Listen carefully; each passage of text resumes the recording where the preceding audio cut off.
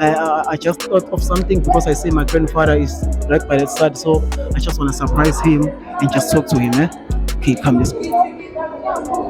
Let's go. I wanna see what my grandfather will do. Yabona sibakuqala nje mkhulu ezingishilo seqela mkhulu yabo very very grateful umndeni ukuthi kube khona umuntu owenza kahle njengawo mkhulu. Umsebenzi wakho ngiyayibona ku social media wenze imanga usiza abantu abahlwempu yabona. Even nangegazi akudala futhi ehlule ngiyibona umsebenzi wakho mkhulu wenza kahle yabona. So inspiration ithina sonke mkhulu yabona. So even namanje mkhulu ngi very very proud ukuthi indodana zakho zenza kahle futhi. So ngiyafisa ukwazi mkhulu ukuthi wena ufila kanjani uma ubona abantwana bakho benza kahle kanjani. No, ngiyajabula and ayikho into ejabulisa njenganaleyo ikakhulukazi as a parent ukubona izingane zakho zenza kahle. Njengoba ngisho njena uma ubuka lade nginyakasa khona nami umzimba it's Fem Active i-studio selasbone yami la kujima khona abantu besifazane inayo yonke inhlobo yomshini yonke into. Lasbone unolwazi. Okay, yes. So and iyajabulisa and ubone izingane zakho ziprogress ngendlela eyona. And uPhumlani, it's a businessman. He's always in his businesses, but unaso isikhathi sokujima njengoba today nizombona enza imangaliso. So lonto ke as a parent iyangijabulisa nobani ingane yakhe anayo akaziqhenye ngayo nobe ngabe ikuphi yenzani kodwa ekugcineni abe nesiqiniseko sokuthi nayo iba umuntu ebantwini ngendlela oyisupporta ngayo as umzali. Okay, okunye mkhulu because namhlanje usuku lulingayo uBhuti Phumlani bengifisa nje ukwazi better ngoBhuti Phumlani. So uBhuti Phumlani ube ingane enjani esakhulu? uPhumlani njengoba simbiza ngoMaradona uMabitoza and uPhumlani umfana ubethanda ukudlala ibhola and kuumuntu ke ozithulelayo njengoba umbona uhlaleke akhotha umlomo uMabitoza. So ke ngazi amqhamuka uMabitoza ngoba hayi mawubeka inyama lana uyidla azabitoza so kwaba uMabitoza kodwa ke ube ingane right ngoba kunamanje nje uPhumlani umuntu ke wesonto so umuntu osindisiwe and before azongena ngisho nje uzothi uNkulunkulu iba nami so ke uyingane enjalo nje ngishekhula khona ke phela ukuhlupha kwezingane lokho ukuganga kodwa ke kwangekona ukuganga lokho okuyisimangaliso kwakuyilokho nje kwezingane ukuze uqondise njengoba wengane vele usufuna uqondisa kodwa nje ukhule umfana nje alright ingakho athatha nonkosikazi nezingane so ke use right. Ungasho yini mkhulu ukuthi mhlambe leli side lela Bhuti Phumlani leli lokusonto mhlambe uthalithatha kuwena mhlambe? Ngizosho ngoba ekhaya ke impilo nje esikhule ngaphansi kwayo impilo yokholo so ke naye kube sekhula kwaseyibamba lapho ke waqhubeka nayo ngoba nami njena mina nala kwipolitiki kade ngisawumeya and kumanje bangibiza ngombishop ngoba babeyitshela umfundisi ngoba ngihlala nebefundisi ngenza yonke into kakhulukazi so kanti angiyena umbishop angiyena umfundisi uthemba nje loziphelelayo othanda ukwenza umehluko empilweni zabantu and lonto ngiyenziswa yena ukuthi noma uphila umuntu kuyafunala yonke into oyenzayo ube nesiqiniseko ukuthi uNkulunkulu unesikweleti sakho. uNkulunkulu akakwazi ukusifikela emhlabeni azoshintsha impilo zabantu wathuma thina njengoba ulana nje uthunywa uNkulunkulu ukuthi uzoqoqa uhlanganise lento uye kubantu bakhe wathi nje lo mhlaba wenu uyisenabelo seyinyawo zami so nobe kuphi le khona so kufuna wena kwenza isiqiniseko sokuthi wenza izinto ezibalekile zokushintsha impilo zabantu wenza njalo uNkulunkulu uyadilika le aphenduke akubone akulekelele nawe so yilonto ke engiyenzayo engicabanga ukuthi noPhumlani ukuphula kwabo nani njengoba nisebasha nje enza isiqiniseko sokuthi umuntu oseduze kwakho uyayishintsha impilo yakho njengoba kuChristmas njena uyazi ukuthi umakhelwane ulale engadlile iphothe ngibhokisi elikhulu amashosa assorted abone nje umafulela umhambisele ekhaya namajuice uyobe wenza into enkulu okunoba ukuthatha ukulu uzokuchitha kodwa kamakhelwane kulambile uNkulunkulu ngaleyo ndlela ngeke azakukhumbula nani kanti uma wenze lokho uNkulunkulu uyohlala enesikweleti sakho ekukweleta. Manje mkhulu kuhlezi kuba ne-challenge kwabanye abantu uthola ukuthi umuntu noma thiwa ubenzela kahle kangakanani kodwa uthola ukuthi umuntu still abuye angakuhloniphi. Mhlawumbe uthini kulabo bantu mhlawumbe abanaleyo challenge abangafisa ukuthi benzele abantu kahle ngoba banale nto leyo ukuthi mhlawumbe umuntu noma thiwa umenzela kahle still kodwa ubuye athathe sokweza.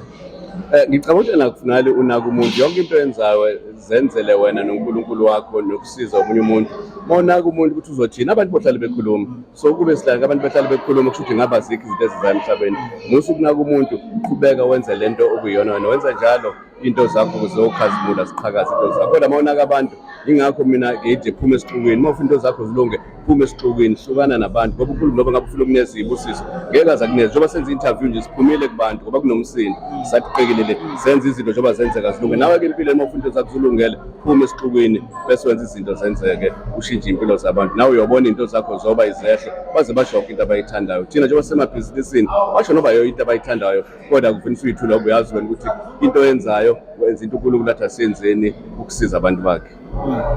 Kuzo zonke izinto osekwayibona ukuthi Phumlani izinhle zenza yipi ongathi le iyaphumelela ukudlula zonke mhlawumbe wathi yakwenza ukuthi ube proud njengobaba mhlawumbe kuzo zonke izinto sekazenza ezinhle ngiyakujabulisa kakhulu. uPhumlani into engijabulise kakhulu njena ukuthi ashade abe nomndeni wakhe awuthande umndeni wakhe awukhulise ngendlela nami ngamkhulisa ngayo athande ingane zakhe lo nto ibalekile empilweni yami ngoba lezi ingane lezi zakhe abazukulu bami uma bakhuliswe kahle njengoba nami ngamkhulisa kahle izwe lakithi liyoqhakaza nezingane zakithi zibe abantu ebantwini. So namhlanje baba ukade ngeke ngamsendela namabhuti uPhumlani message ngimchazele ukuthi nawo mathiwa mhlawumbe ama results namhlanje azothina wena kuthiwa kuwini ubani bani mina ngicabanga ukuthi ngesingami into abayenzile namhlanje even nalokho okudlulile very impactful in terms of the school of boxing because mina nje yabo it's for the first time baba ngiqala ukwazi ngamanye ama boxers yabo and futhi for the first time ngiba ne feeling of excitement ukuthi ngiyafisa ukuzobuka ukuthi kuzokwenzakalana yabo I think ikhona impact abayenzile wonke umuntu excited wonke umuntu ayinotice a bit ilokhu njana i-boxing la eSouth Africa so iyiphi message mhlambe mkhulu ongafisa ukuthi yena uyithumele kubhuti Phumlani regardless ama results angaba kanjani namhlanje mhlawumbe.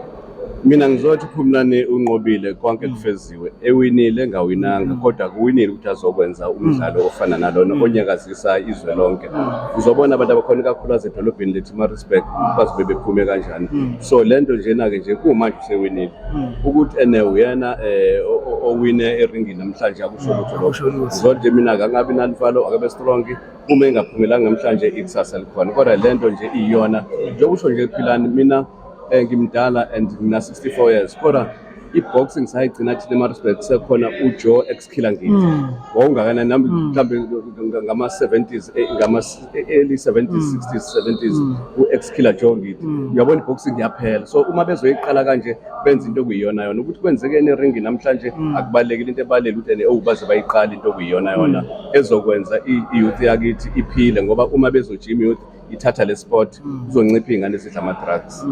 Ubhuti Phumlani ngimenze interview izolo ukubala mkhulu ukuthi yena enye izinto okuzenza besakhula wawuhlezi ubathatha ubavusa ubabukisa iTV uthi ababuka iboxing lapha yana ungasichazela mhlawumbe ngalokho sikwenzeka kanjani ngoba phela ngenza mhlawumbe ukuthi iyona ama-results enza ukuthi ubhuti Phumlani egcine seyithanda iboxing because mina mengizwa ukuthi ubhuti Phumlani ubethanda ibasketball esafunda high school.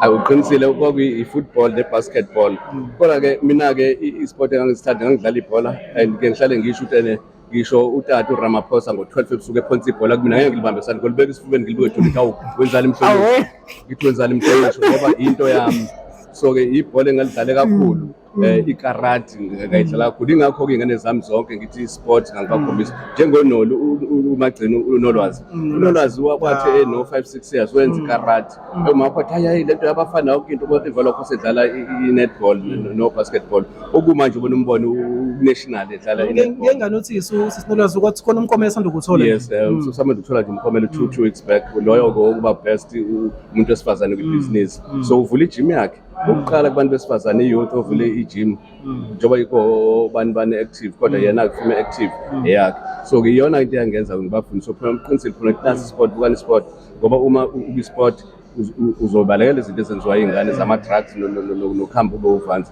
ngoba uma uphume ejimini uyakhathala uhambe kumanje nginey'ngane mina esithola ama-contract ko-London nako-Vietnam njengoJulayi ngiyahamba nangoNovember ngiya eTurkey ngiye nase-South Korea ngizithatha iminyaka yonke iy'ngane ngizenza isi-art ngiyazijimisa i-foundation yes ngihambe nazo ephesheya lokhu ngiyiqale lento ngo-2012 kuze kuzoba imanje ngisithatha iminyaka yonke so last year besiseTurkey so iy'ngane zawina sathola unumber 1 sathola number 3 i-gold ne-bronze so kumanje lo mfana wathola unumber 1 kwi-dance so ama-countries ambanga ngapha nami kwakuna-100 countries sizocompete so-ke yona into efuna lawo i-sport sibalulekile kwi-youth ngoba siyisingo njengoba kutshela khona abanama-contract umfana engangihambe nayo wayithola i-contract e-Vietnam usevula ibhizinisi uvele enkosini eshowe so-ke leyo nto-ke ibalulekile-ke yiyo-ke lento engithi-ke iy'ngane zami ngizifundisa leyo nto nomunye obukayo lana kenze short iy'ngane zakhe ikhona into eziyenzayo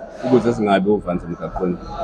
Yini mkhulu yenza ukuthi ube nogqozi olungaka okwenzela ukuthi iy'ngane wenze sure ukuthi zenza kahle mhlawumbe noma uyinakele ngendlela oyinakela ngayo kwi-foundation? Why iy'ngane?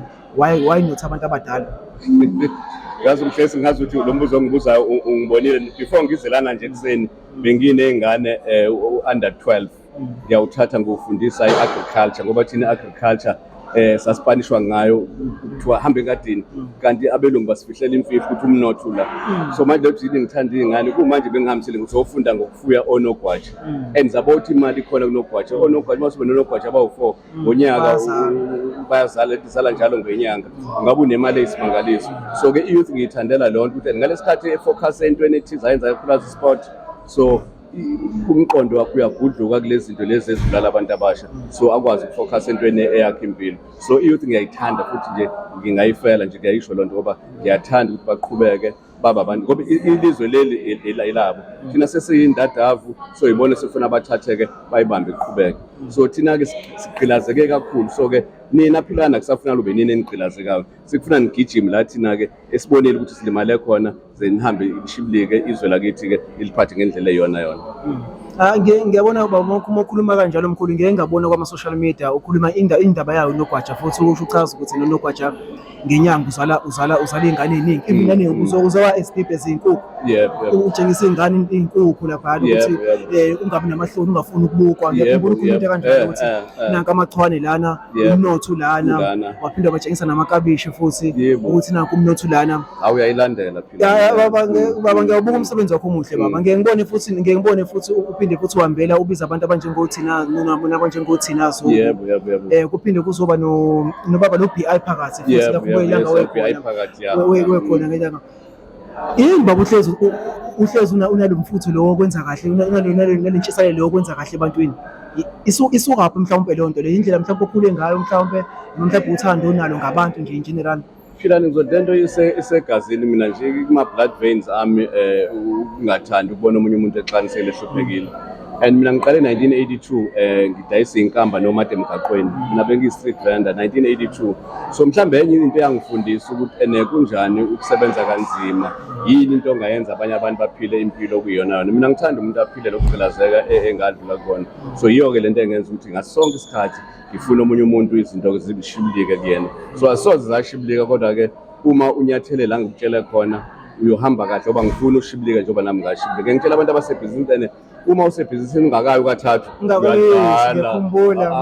awukakenzi lutho ungathake ngibone abantu abancane naphilani ngijapha ukuthola o4 million obani ngihleka ithi le ngane yethu ayazi lutho ufuna uqale phansi unyuke ukuze izinto zakho zihambe kahle ubuze umzima bukushaya ngoba uma bukushaya lapha ko4 million kodwa ngoba ngeke uzofuna ukusuka ko4 million ngeke uphinde uphile empilweni ufuna uqale phansi so kilo nto ke ngihlale ngimfundisela ukuthi ngiyathanda wonke umuntu aphile impilo yona kula egazini lami angukuncelanga ngokubanga ubani into ekumina ngiyalimala osukwini lishone ngingazanze ngayishintsha impilo yomuntu ngeke into engenzile nje kuyona yenza omunye umuntu athi ngiyabonga njengoba kutshela ngizalana nje iy'ngane sengiyithathile saya kwi-training nazo ngazipha ukudla ob'iy'ngane zazomakhelwane and masiqeda lana yonke izoba nonogwaja zihambe zokuqala zofunda zothi ziya ema-high school zobe sezinandi. Uma ucabanga mkhulu ngoba ngisho mkhulu ukuthi zonke uma ngibuka zonke mkhulu iy'ngane zakho mkhulu ave zenza kahle emphakathini and ngoba usho mkhulu ukuthi awujabuli uma kungekho impilo yomuntu yabona nami ngibuka indlela angijithe ngawo bhuti Phumlani ungivulele amasanga amaningi I will forever be grateful for bhuti Phumlani asengenzele zona yabona so ngizama ukuthi baba ikhona indima owayidlala kakhulu ey'nganeni zakho mhlawumbe like yini into oyikhumbulayo i-discipline wayi-installa kanjani i-discipline ingane zakho ukuthi zikhule zibe zifane nawe zenze umsebenzi omuhle njengawo zikhole kwizinto futhi ukholelwa kuzona njengawo? because kwancane ukuthi abazali babe nezingane ezenza kahle njengoba sibona ezenza kahle la eSouth Africa yonke. You know, into ebalekile mawufuna umuntu enze kahle ukumfaka inhlonipho. So ngazifaka inhlonipho ingane zami zimazi umuntu omdala nje ukuthi uphulana ukubambe kahle akushaye ukuthi ungalingi uphakamele omunye umuntu. So isithobe ngaso sonke isikhathi. So iyona into engabafundisa yona ke leyo ukuthi nokuthi ukhuthale nokuthi awulali. Ekhaya kulala ngithi indoda ayilali yaqhuba ngize ngibaleke ngisethene uma untanga yakho nisuke eMaritzburg niya eStenga naye uthi uyaphaphama wena athi nayi bo sengidlule eMarine Toll Gate lo muntu ngeke usaphinde umfice. So ingakuthi indoda ayilali yaqhuba ngisho empilweni ke mawulala ontanga yakho bokushiya ngisho empilweni uma ukuxoxwa wena uthithibele kodwa ngakho bokushiya ingakho ngabafundisa umntene uma no5 as a show to kuleyo group yakho wena oleader leyo group kuze bangakulideli ehlathini. So nje uma unabantu as a show wena oleader leyo group so yonke engibafundisa yona ke leyo ukuze ukwazi ukuphila kahle ngoba uma uleader abanye abantu bazokusa la ingafanele uye khona. So izo zonke izinto ke engibafundisa zona ke lezo ukuthi bazigade and baziqaphele.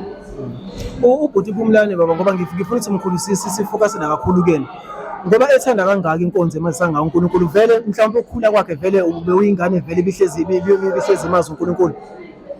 Ukhulele kuyena ekhaya kodwa ke ezingane ezikhula ke wabuya waphila ke impilo kodwa ke nje ukuthe njena ke esekhula eseqala ukungena emabhizinisi ebenza wasebuyela ke wayikhetha inkosi ke njoba nje egijima yona nje uwaya ngeke umhlukanise futhi ke nalo izwi lenkosi. Ya ngicathi lento into esemndeni ngoba ngeke ngibone nogogo lapha ekhaya embalo ukuthi njalo ugogo gogo uthandaza ngeke kuthinteke usilungisile hayi ngeke umthinteke ugogo uthandaza ngeentatha uthandaza sidla njalo makulala sifunda iBhayibheli ugogo njalo yonke into ayenza uNkulunkulu impilo yasekhaya kusho ngeqiniso ukuthi vele emndenini nje vele kusho ukuthi kunjalo uNkulunkulu uyasiza kakhulu ngoba umuntu omaziyo ukusisike impilo yakhona ke ekhaya ke leyo. Lokho mhlawumbe ngabe qhamuka mhlawumbe lokho mkhulu khona mhlawumbe abazali mhlawumbe abangemuva mhlawumbe bemthanda kakhulu uNkulunkulu.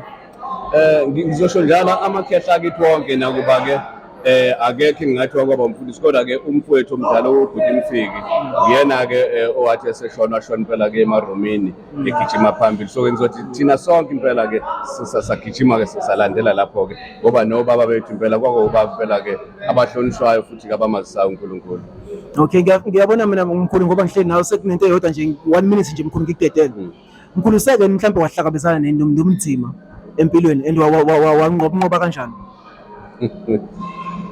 Uyabona kwi-age enginayo 64 years ayikho inkinga engathi angiyazi ke ngibona umuntu athi nenkinga ufuna ukuthatha isibhama sidukula athi ufuna ukuzilengisa ziningi inkinga ngeke ngikwazi ziningi ebhizinisini ziningi and empilweni uphila ziningi. So ke uyakwazi kodwa ubotha ustate kanjani ake ngibeke njengoba ade ngumeya from 2016 ngathi ngiya laphana and ngicelwe inhlangano yami ANC ngaya nje nguThemba Njilo and inkinga engazifica laphana zafica umuntu okwaziyo ukuphila nezinkinga so ngakwazi ukuzigwema ngazigwema ngaze ngaphila. So ke ziningi inkinga sho kawube mina nje ubone njengoba ngabo ayikho into yongilandela ukuthi nawe sengilandela ukuthi ngoba ngangiphila ngazo ngiphilelani ngazi ukuthi ngenzani kodwa izinkinga zikhona ebhizinisini. 1987 zalabona uPhumlane nganginamabhizinisi awu4 itole so4 kwafika udlame zaphela zonke lezo zitolo ubunzima lokho kodwa angidikibalanga ngaqhubeka ngafocus mina kuma nje ngiyakwazi ukushiya imoto ngigibela ikhumbi ngihambe ikhumbi ngiyalena ngani ngoba ngibalekela ukuthi kube khona ekuthiwa ingxaki inkinga. Mina angilinde restaurant 25 ngisolindele steak mangifika esitolo ngithenga isingakho ngisho ukhosini kuphuphi ngiyaziwa nje ukuthi ene ubaba nje uqobo cement thatha isingo noma ngithatha ibhanisi ngithatha ikani lecoke ngidle ngiphume ngihambe ngeke usivulisa isambodini engidlile so ngiqhubeke ngihambile ukubalekela ukuthi ene ngingathi awunento eyinkinga kunento enzima cha impilo nje kufuna ukuqhubeka uhambe abantu bakubona uphilo uyaphambili. Okay amagama okugcina ofisa ukwadlulisa mhlawumbe kuyintsha oqala ndeni kwesibili kubhuti Phumlane siqale kuyintsha qala mkhulu ngizothi lusha lwakithi ngicela noba ikuphi la ukhona uzethembe yinhle impilo noba bekuthiwa kunjani ngisho ngabe kuthiwa umuntu ugwetshwe life sentence ngisho kuthiwa bakushiya ugwadule ngisho kuthiwa uzalunge awunabazali wena phila nje na ubaba wakhe awunayo kodwa nje kufuna wazi ukuthi yinhle impilo njengoba usuwenza into ezifana lezi ezimangaliso ungadikibali ungakhathali ungabheki omunye umuntu sibheke wena ukuthi ikuphi la uyakhona so uyonqoba ke bese ngiyakuphumlana la uyakhona amanzi amancane bese ngishilo uwinile ungawinanga kodwa usunqobile uma ukwazi ukusihlanganisa kanjena uhlanganisa iSouth Africa yonke nizokwenza lento eniyenzayo ngithi bambe zabashi bambe nasogebe indlempeli. Hello, how are you, sir? I'm okay, how are you? I'm fine. My name is P. I would like to introduce yourself. Eric Sithole, acting CEO of Boxing South Africa. Sorry, sir? Eric Sithole, acting CEO of Boxing South Africa. Okay, can you kindly tell us what is your role in terms of what is happening here at OCC? This is just one of our many tournaments that we have done this year as Boxing South Africa. But what is different about this particular tournament is that it includes celebrity power. So today we've gathered here and we'll be seeing Big Zulu and Unshilo giving it all here in the ring. And that's what has made us to see a number of different sectors coming on board to watch boxing. You've got business individuals here. You've got church members. Remember, Njilo is bringing also a huge number of church members. Yes. You've got Izinkabi, Big Zulu. And then you've got just boxing stakeholders. So I think we're excited about that. It's a variety of sectors in the ring tonight, in the arena. Okay, when you see you on the social medias, basically, can you kindly inform us what are you doing exactly when you see you sending those papers on the medias? When we were launching the tournament, there's something called indemnity and contracts. Indemnity form. Indemnity forms, yeah. Remember, both of them are not boxers. So when celebrities want to get involved in boxing, they need to sign that. They need to say anything happens to you, you are responsible. Yeah, because you are the one who wants to get involved and just display and play and entertain. You will gain, obviously, as an entertainer. They know how, because contract basis, ticket selling for them. They decide how they share with those together with the promoter. But injuries and other things, remember, they are not boxers, so therefore they must not find themselves sued PSA. All right. So throughout the organization of this entertainment, have you ever come across with any difficulties? No, we haven't. Remember, Casper Nyovesa and Night Music did it last year. Oh, it was under your team also? It was under us as PSA. That was done in Northwest Sun City. Okay. Yeah, and that's what gave birth to what you are seeing today, where a number of people were talking about boxing, even celebrities, influencers. Boxing was trending in South Africa on Twitter, the 9th of May last year. And now we're seeing Big Zulu and others go and say, let's play a part and see if we can revive boxing and we allow them to do so. I think this was my question. This was my next question. Why necessarily celebrities? Why did you want to invite celebrities to the School of Boxing to do what they are doing right now? Yeah, because currently we have only traditional base of our supporters. The ones that we knew, Baby Jack Mashala, Tingan Tobela, Cassius Balot, that's a traditional base.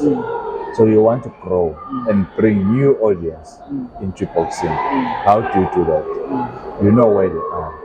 They are more into entertainment. And you must always have a reason. Why should a young person who is just 17 years old or 23 do not go to a club and come to and watch boxing? So those are the reasons why we're saying celebrities must get on board and try and assist us to revive boxing. You keep the core boxing, professional boxing, but just innovate. One day you see boxing collaborating with Black Mambazo. You want the audience that supports Black Mambazo to get on board and also say, oh, when I went there to watch Black Mambazo, I saw this boxer. Their comfort must always be in the arena when this particular boxer fights. That's why we are here today. And that's why we want to collaborate with many of them. Okay. As from the people that we like to appreciate you, sir, we know what you are doing. We really appreciate the moment, and I really appreciate the moment that you just gave me for today. Thank you so much. Okay. So right now, I will be trying to get into the behind the scenes of the boxers that will be fighting today. But this is the exhibitions of your Big Zulus and Mr. Pumla Njilo. So that is like Pumlan Njilo and Mr. Big Zulu, they are not here. So let's go. Okay, I think you can see they are doing the preparation. We are not going to disturb them, disturb their peace. They are doing the preparation. I think you can show them. But if you can come to this side, these are the next fighters. This is the next fighter, so they're doing the preparations also. You can come through again.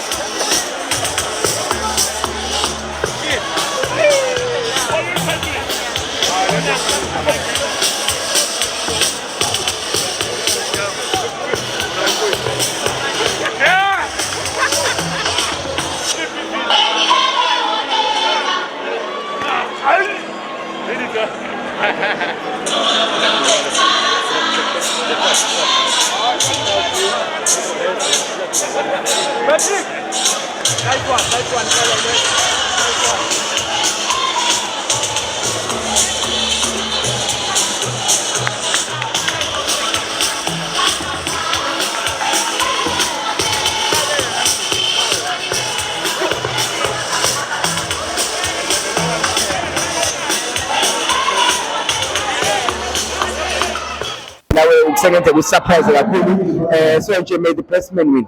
Okay, mfethu from impilani mfethu bafo DJ Pina mfethu siyappreciate mfethu South Africa bafo. Sabona umsebenzi omuhle owenzayo mfethu kula-entertainment uthatha ama-talent like izithelo ophakamisa ngayo yonke indlela. Siya-appreciate leyo nto leyo mfethu yabo. Siyazi ukuthi uqhubeke mfethu udlondlobale wenze nakwabanye mfethu. Siyabonga kakhulu.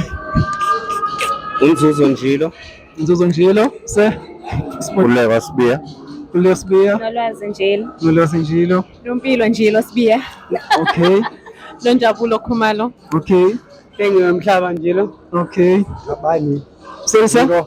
Sorry? Thabani Njilo. Okay. Sihle Khumalo. Okay, so one question. I would like to know what this event means to you. Victory. Asisengimthanda kwaphela. Victory. Any other? To support our brother. Okay, any other word maybe you can pick besides victory? We all win. We always win. Okay, it means winning, eh? Yeah, we always Conquering. Okay. Any other meaning? Knockout. Knockout. Knockout. Okay, so To the other person. okay, so this event to you it means knockout. Yeah. Okay. Clear knockout. Mr. Nzuzo. I think they've said it all, brother. Okay. Okay. So why are you guys here? Who? Team Jilo. Are you confident that he's going to win? Why are you confident? We always win. This is the winner's circle. Okay, but I told him yesterday that I'm worried because he is always traveling, promoting the event or the show. Don't you think maybe this can have a negative impact? The mind of the game. Sorry? It's the mind of the game. It's the mind of the game. Yes. All right. Mind of the game also. Yeah, and he's also fitter, so he has more endurance, and he's been training longer than Big Zulu, so he has an advantage on the ring. Okay. So after winning, what are we doing? Celebrating. Thank you very much. Wish you another entertainer. I will allow him to introduce himself. Hello, sir. Shapuzet. I'm fine. Please introduce yourself. Kama Stilo Makolete. Tobuza mfowethu ukuthi ubuzowenzani la namhlanje. Eso support Big Zulu we fight yakhe noNjilo. You support mfowethu into enzekalana in the school of boxing. Yeah, kakhulu. I think it's enhle. I think it's needed. It's important. Kodwa there's a lot of things that need to be adjusted, especially on the celebrity level. Mhlambe ungangibala mhlambe simbala noma mhlambe yodwa. Into eyodwa baluleke kakhulu ngeke khona ama-celebrity match can be judged the same way as ama-regular boxing matches ngoba oqala experience ayifani and overall ama-celebrities they tend to prepare shorter versus a boxer ehlezi ipracticer mhlawumbe amanye ama-boxer impilo yabo yonke you know, so it can be based on points ngoba kuba nzima ucalculator especially ngoba ama-weight class njenganamhlanje ama-weight class awafani unjile mncane une-speed uzulu mkhulu so obviously i-movement yakhe ngeke ifane nekanje yabo. Namhlanje nje ubala namhlanje mfowethu. Yeah, bekumnandi good vibes kodwa bamropile uZulu. Bamropile why mhlawumbe uthi bamropile uZulu? Because ama-punches amaningi kanjilo wangalendi noma yabona ngazi ukuthi mhlawumbe ama-rules we-boxing angikwazi kodwa there was a couple of violations umbamba inyawo belokhu embamba kakhulu ama-punches amaningi awalendanga so asazi ukuthi yini ethi iwele kanjani. Sure. Alright. I know still emakhoneka mfowethu from Philani mfowethu. Ngiyabonga. Ngiyabonga mfowethu for opportunity mfowethu. Siyabona umsebenzi wakho wenza omuhle mfowethu. Sicela siqhubeke njalo mfowethu, siqhubeke support nama-artists mfowethu alandelayo emva kwakho. Ungabe mhlawumbe nomona mfowethu uyanikeza ama-opportunity because sonke mfowethu siphumela ukuthi sinikeze ama-opportunity bafo. Yabona so ngiyafisa ngathi lo mqondo ngaqhubeka ushayele phambili. Uqhubeke futhi ubambisana nabafowethu abala kwaZulu-Natal njalo ngikubona uzosupporta umfowethu lo wadela la uBig Zulu. Ngathi saphuza ukubambisana qhubeka kanjalo mfowethu. Siyabonga kakhulu mfowethu. Ngibingelele noma ngajabule ngematch. Yes, imatch bimnandi impela kodwa abaqeqeshi bamfowethu uNjilo ngathi bebemtshela nje ukuthi uNjilo uthuba nethuba elivelayo umbambe uBig Zulu wamdedele. Awukwazi ukuthi umbambe inyawo umuntu uhlukile nengayona ipero le bekuyi-fight le ye-boxing so akukwazi futhi kancane nobamba umuntu encane bamba umuntu uyabaleka asikho heavy njengalokho the fight befuna kuyiwe ku-6 round kungani kufaka ama-rounds awu-2 more. Siyabonga kakhulu mfethu. Alright mfethu wena ngokucabanga kwakho mfethu umcimbi lona mfethu ushuthini kwena? Umcimbi lohlangene ngawo namhlanje besides ukuthi ama-results ahambe kanjani nje umcimbi nje owodwa ushuthini kwena unikeza siphi isongo? No baba umcimbi usinokubini if uzohamba ngendlela usinokubini kodwa uma wasahamba ngendlela uyasibasela. Mqinisile mfethu ngiyabonga kakhulu baba. Angiyaphila mfethu. Please introduce yourself sir. Who are you? What is your role here? Ujabulani Shandu lana mfethu Team Big Zulu. Okay mfethu. Okay mfethu umcimbi wena mfethu ushuthini kwena? Into Ukuhlangana nje ngaphandle ukuhlangana kwabantu futhi kuyinto enkulu. Siyacela nje ku-Minister of Arts ukuthi izinto enjengalezi ayixhasi yabo izibaluleke kakhulu. Ngicabanga ukuthi abantu abama-celebrate benze iqhaza elikhulu ukuthi bebuyise i-boxing ebalazweni ngoba ibisingasanakiwe, angeke sikhulume iqiniso, ibisingasaneki kodwa sebenze yanawo. Okay, enjoy usuku lakho mfethu namhlanje? Njengoba although ngiphoxekile kancane ngoba unjilo bebamba ukuthi okay bebamba ukuthi bebamba game is a game. Enjoyile abantu bebegcwele bekumnandi sijabulile kakhulu. Okay, thank you very much sir. Sure. You did an outstanding job, and I am blessed to have you in my life. I told you the other day, and I mean it, you're like an angel in my life, and I'm so pleased for tonight. You put in the work, the man cheated, you were fantastic. Yeah. Your jab was amazing, your right hand landed his knees well. To me,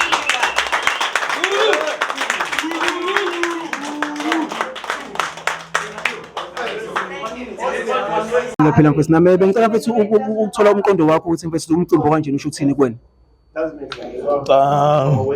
Eqinisweni angikho heavy but ya umcimbi bomnandi bengazi ukuthi uzobaleka but uyokungibamba nokwenzani mhlawumbe yimo nga-understand because yes bebaleka mayebaleka mangeke ngamthola ngibamba inyawo baleke which is part ye-sport ukubaleka but mangifika ungibamba inyawo aze angiphakamise akapenalize wakuthathwa ama-point so mhlawumbe yimo ongaziki i-boxing ukuthi kwenziwani kuyo uya-understand and most yama-punch abewashaya bephelele ezandleni, but angithathi anything away kuye, uwinile.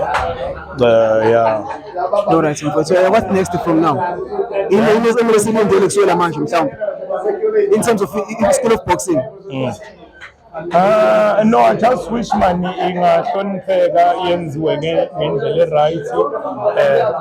Abantu bayi-enjoy njengalaba bebezile, baba-enjoy nje baqala ukuyilandela more, you understand, because makulwa thina obvious akuzi mhlawumbe abantu abenza boxing kuphela, kodwa kuza abantu abaningi abangayijwayele ngoba befuna ukuzosibona nje silwa, but the main thing ukuthi bajwayele, we understand. So ukuze bajwayele kumele nayo yonke into ibe right, ama-ref abe right, ibe clean, yonke into ibonakale, understand.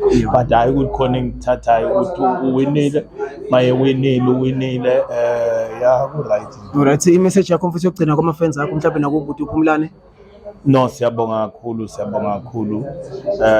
Sibonge na kubo bonke abahleli, sibonge na kubo bonke abantu abaphumile beza bazobuka. Yeah. Okay, mfethu, from Philani mfethu, siyabonga mfethu umsebenzi owenzayo la South Africa. Siyabona umsebenzi owenzayo kwiNkabi Record bafo. Usupporters akwethu ade bengelutho abenza utho mfethu, siyabona. Futhi uqhubeke nomsebenzi omuhle mfethu, uqhubeke ufeaturation ama artists mfethu angakwazi ukungena kule industry ngoba le industry enzima ovela umnyango bafo. Yabo, so siyabonga kakhulu mfethu mfethu. Siyabona umsebenzi wakho. Sisinompilo? Yes. Fights namhlanje. Very intense game, but I enjoyed it. Why do you think you enjoyed it? It was intense. We thought we were losing it at the end, but he got it at the end, so it was intense. It was enjoyable. What do you think Mr. Phumlani Njile did right? Fitness. He was well prepared. He was fit. Yeah. Okay. Thank you very much. Thank you. Sisinolwazi? Yes, Philani. We enjoyed the fight namhlanje? Yes, as much as besaba, very nervous, but kuphumelele kahle, very happy for the win. Why do you think you enjoyed the fight? What's we won? Okay, why do you think Mr. Phumlani did right in order to win the fight? He's been a boxer for longer and he was a lot fitter than Upik Zulu, so that made him win the match. All right, was the results fair? Yes, very very much. Thank you. Enjoy sinakho namhlanje. Akakhulu mfowethu, especially ngoba siwinile nje mfowethu, but all around was a good day. Ama emotions akho benjani during the fight? Wena bokuthusa ngoba inkulu le ndoda but ekugcineni mfethu uqobile umfowethu, so we very happy. Yeah, so ucabanga ukuthi yini ayenze right Mr. Phumlani? That is boxing. He really knows boxing and he was very skillful. So all right. Yeah. Okay, ngiyabonga, thank you very much. Thanks mfowethu. Yes, I was ngiyabona mfethu ngijabule kakhulu mfethu uzizwa kanjani namhlanje? Yeah, I'm happy man. Yonke into ngiyiplanile yenzekile, you know, the strategy that I had, we worked it to the team and it paid off. We enjoyed what the fight happened over. No, I really did. Upik is a good fighter, you know, I respect him a lot inside and outside the ring. Nesasandla sakhe saka right bengazi ukuthi uzongifuna ngaso, but I make sure ukuthi I counter it. What was the skill wasebenzisile lendini bafuzo? No, I was just moving around and make sure that right hand doesn't touch me. All right. Thank you very much for Phumlani. No, thanks. Thank you so much, P. Well done on your YouTube channel. I see the followers are growing. Uqhubeke usebenze futhi. Ngiyabonga. And follow me on Instagram as well. It's a good way. Ngiyabonga.